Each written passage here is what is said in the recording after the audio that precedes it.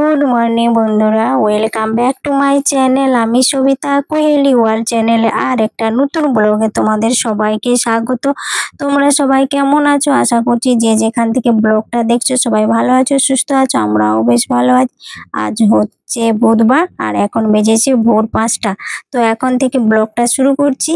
তো অনেক ভালোবাসা, প্রচুর প্রচুর ভালোবাসা দিয়ে ব্লগটা শুরু করছি। তো তোমরা প্লিজ স্কিপ না করে পুরো ভিডিওটাই দেখো, আশা করছি ভালো লাগবে। তো ভোরবেলার ওঠার কত ফায়দা, কত ভালো, এইসব তোমাদের সাথে আমি শেয়ার করব। তো এই দেখো, ভোরবেলাতে না উঠোনে গিয়েছিলাম, খুবই ঠান্ডা লাগছিল, চাদর একটা গায়ে দিয়েছিলাম। আর ওইদিকে আমাদের এই পাড়ার এইদিকে না হরিনাম কীর্তন হচ্ছিল, তো সারা রাত হচ্ছিল। আর যেহেতু আজকে উত্থান একাদশী, তো সেই জন্য উত্থান একাদশী থেকে একবারে সেই রাস পূর্ণিমা পর্যন্ত মনে হচ্ছে হরিনাম কীর্তন এইখানেও আমাদের পাড়ার এই দিকটাতে হচ্ছে। তো এখন ঘরে চলে আসলাম, তো মেয়েকে উঠালাম, তো ডাকছি কিন্তু উঠেনি। আর এই যে এখন আমি মানে সকালে একটুখানি মানে গলা শুকিয়ে গিয়েছিল, তো একটু জল খেলাম। তো জল খেয়ে নিয়ে এবার মশারিটা গুটিয়ে নিই, তারপরে মেয়েকে উঠাবো, পড়তে বসাবো। তো ভোরবেলা উঠলে কি বলতো, খুব ভালো। যেমন ভোরবেলা উঠলে মনটা বেশ ফ্রেশ, শান্তি হয়, মানে মনটাতে বেশ ভালো লাগে, ফ্রেশ অনুভূতি হয়। তেমনি পড়াশোনার ক্ষেত্রেও খুব ভালো।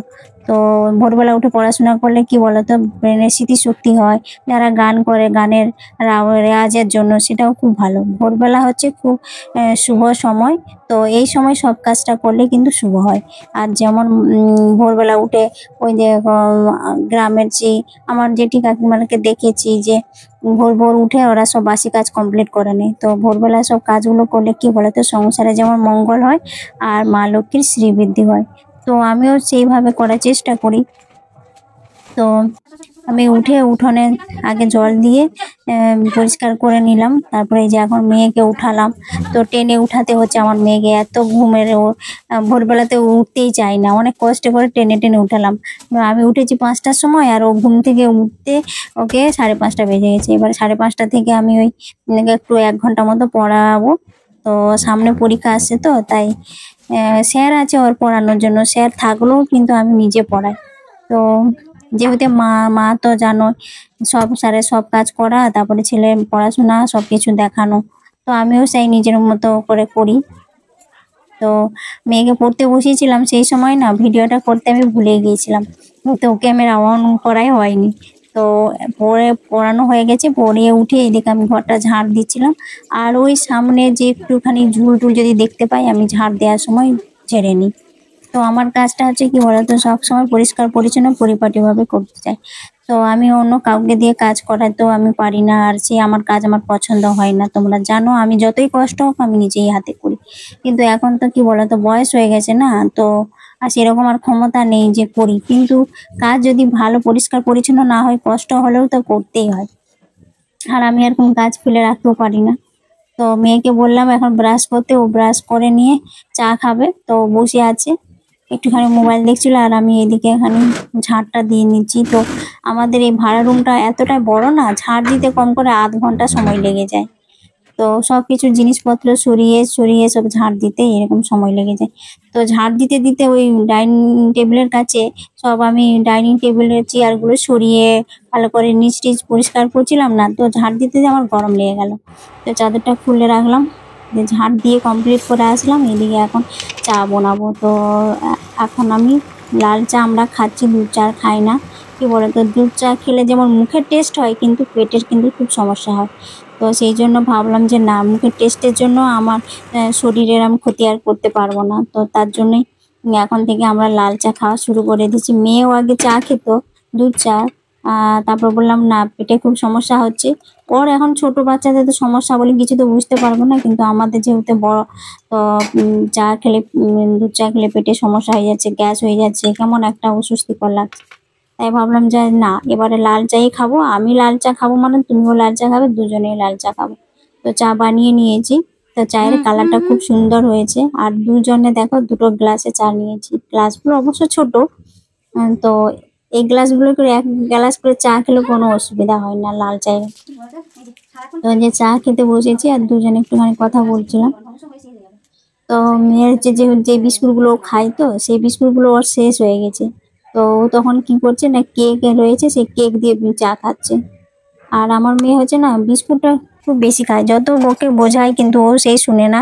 বিস্কুটের কৌটো একটা দাও দুটো দাও এই করে করে বিস্কুট অনেকগুলো খেয়ে নেয়, তারপর ভাত খাওয়ার সময় ভাত খায় না। তো ওকে ওই জন্য বলি যে বিস্কুট খুবই কম খাও, বেশি খাওয়া উচিত নয়। আমি তো বিস্কুট খাই না চা খাওয়ার সময়, শুধু চাটাই খাই। তো উঠোন ঝাড় দিলাম, ঝাড় টাড় দিয়ে এবারে চান টান করে চলে আসলাম। তো আমি কি করেছি বলো তো, চান করে পুজো করে নিয়েছি। তো আমি কি করি বলো তো, চান করে এসে আমি সোজা রান্নাঘরে চলে যাই। তো ভাতটা ডালটা বসিয়ে দিই আর তারপরে আমি পুজো করতে যাই। কেন বলো তো, আমার পুজো করতে মানে 30 মিনিট মতো সময় লেগে যায়। আর এদিকে আমি ভাতটা ডালটা বসিয়ে দিয়ে গেলে হালকা আছে, তো এটাও 30 মিনিট মতো সময় লেগে যায় ভাত আর ডালটা হতে। তো তাই আমি দুটো কাজ একসাথেই যাতে হয়ে যায় সেইভাবে স্মার্টলি এটা করে থাকি প্রতিনিয়ত।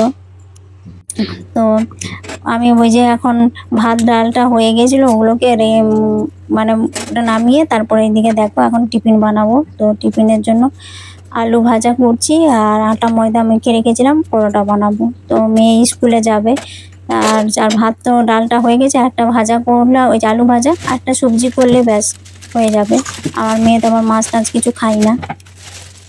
তো রান্নার কি বলতো, ভাত ডাল আর একটা যদি ভাজাভুজি থাকে না, এইটাই হয়ে গেলেই মানে যে রান্নার মেন কাজটা হয়ে যায়, মেন অংশটা। তো মেন পার্ট যেটা বলা হয়, তা আমিও সেটাই করি। তা এগুলো তখন ধীরে সুস্থে করা যায়, তাই না? তো আমার মেয়ে কি বলতো, ও জানো তো মানে স্কুল যখন যায় না তখন ভাত 1 চামচ দিলে ও 1 চামচেরও খায় না। কেন বলো তো, ও চা খায় যখন না বিস্কুট খেয়ে নেয় বেশি করে, আর ওই জন্য ভাত খেতে পারে না। সেই জন্য আমি ভাবি যে যত ভাতও খাই না, তাই স্কুলে যখন যাবে সে দুপুরের সময় টিফিন হয়, তো টিফিন একটু ভারী টিফিন দিলে পেটটা ভরে যাবে। তাই ওকে একটু ভারী টিফিন দেওয়ার চেষ্টা করি। তো ওই জন্য পরোটা আলু ভাজা আর একটা মিষ্টি দিয়ে দেবো। তো এই জন্য পরোটাগুলো বানিয়ে নিচ্ছি, আর আমাদেরও সকালে এগুলোই টিফিন হয়ে যাবে। তো যে সকল বন্ধুরা আমার ভিডিওটা দেখা শুরু করেছো, নতুন বন্ধুদের বলছি তোমরা লাইক দিয়ে পুরো ভিডিওটা দেখবে। আর ভিডিওটা যদি তোমাদের ভালো লাগে তাহলে প্লিজ চ্যানেলটা সাবস্ক্রাইব করে পাশে থাকবে। আর যে সকল বন্ধুরা আমার ভিডিওটাতে এই শুভ কাজটা করে দিয়েছো আমার চ্যানেলটাতে, তাদেরকে অসংখ্য ধন্যবাদ। এভাবে আমাদের পাশে থাকো, আমার সাহায্য করো।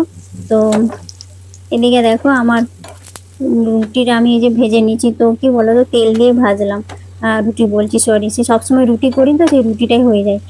পরোটার ভাজছি তো ঘি দিয়ে ভাজতে পারতাম। আমার মেয়ে হাজবেন্ড ঘি খেতে ভালোবাসে, কিন্তু আমি ঘি খেতে পারি না। আমার ঘি খেলে পেটে যেন খুব অস্বস্তিকর লাগে, কেমন একটা লাগে। তো ওই জন্য আমি তেল দিয়ে ভেজে দিলাম। আমি বললে একজনের জন্য ঘি করবো না, সবার জন্য সাদা তেল দিয়ে ভেজে নিই। তো সবগুলো ভেজে নিই, আর পাশে আলুটা বসিয়ে দিয়েছি। তো মেয়ে এখন খাবে, ওই যে চান টান করে আসলো, ওকে দিয়েছি। আমি ওকে বললাম যে তুমি ভাত খাবে না, রুটি খাবে, পরোটা খাবে? ও বললো ভাত হলে তো ভাত খাবে না, পরোটা হলে পরোটাই খেয়ে নি। তো পরোটা এই জন্য খেয়ে গেল, আরো স্কুলে পরোটা নিয়ে যাবে টিফিনে। আর এই সময় তো একটু সন্ধে লেগে গেছে, তারপর আমি সন্ধে টন্ধে দিলাম, দিয়ে দেখলাম মেয়েকে এখন দিলাম, ওই স্কুল থেকে চলে আসলো। তো কি টিফিন দিলাম এদিকে দেখো, ওই যে টিফিন খেয়ে গেছিল বলো সারাদিন, তো পরোটাই খেয়ে যাচ্ছে। তো একটা কলা দিয়েছিলাম, চকলেট আর 2টো আপেল। আর ও হচ্ছে আমার মেয়ে জানো তো, চকলেটের মধ্যে আবার সব চকলেট ও খায় না, ডেয়ারি মিল্ক ছাড়া অন্য কোনো চকলেট ও কেউ যদি দেয় ও খায় না। মানে ও ছোট থেকে অভ্যাস হয়ে গেছে না, ওকে ওই ডেয়ারি মিল্ক চকলেটে এনে দেয়। আর ডেয়ারি মিল্ক চকলেটের কিন্তু অনেক গুণাগুণ আছে, যারা খায় তারাই জানে। তো ওটা কিন্তু ভালো চকলেট, আর সেই জন্য ওকে বলি চকলেট খাও ঠিক আছে, আর দাঁতটা ভালো করে পরিষ্কার করবে। তো ওকে টিফিন দিয়েছিলাম, দেখো টিফিনে কি করেছে, 2টো দিয়েছিলাম পরোটা, একটা খেয়েছে আর খাইনি। তো আর এই পাশে টিফিনে আলু ভাজা টাজা সব খেয়ে নিয়েছে, আর ওটা খাইনি। তো সেই কথা বলছিলাম যে ভোরবেলায় উঠলে সব কাজ কিন্তু খুব সুন্দরভাবে সময়ের আগে কমপ্লিট হয়ে যায়। আর ঘুম থেকে যদি দেরি করে ওঠে তখন সব কাজ যেন এলোমেলো খিচিবিচি হয়ে থাকে। তখন স্কুলে যাবে বাচ্চা, হাজবেন্ড অফিসে যাবে, তার রান্না, সংসারের কাজ মানে একা হাতে করতে নিজেরই হিমশিম খেয়ে যায়। তো আমি সেই জন্য খুব স্মার্টলি আমি ভোরবেলায় উঠি আর আমি ধীরে সুস্থে কাজ করি। তো আমার ধীরে সুস্থে কাজ করে মানে পুরো সময়ের মধ্যে কমপ্লিট করতে পারি, এটাই আমার ভালো।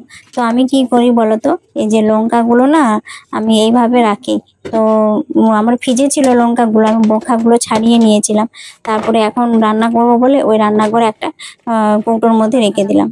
আর এই যে ঢেঁড়স গুলো নিয়ে এসেছে, এই সবজিগুলো আমি কেটে রেখে দেবো। কি বলতো, এগুলো তার আগের দিন আমি রান্না করব, সেই জন্য সবজিগুলো কেটে ধুয়ে রেখে দিলে তো আগের দিনের কাজটা অনেকটা মানে মানে তাড়াতাড়ি হয়, মানে অনেকটা কাজে হেল্প হয়ে যায়, সহজ হয়ে যায় কাজটা। তখন না না উঠে ওই রান্না করব না সবজি কাটবো না ঘরের কাজ করব, এইরকম লেগে থাকে।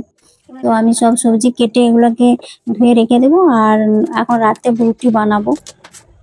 তো রুটির জন্য এই দেখো আলু বরবটি ভাজা করব।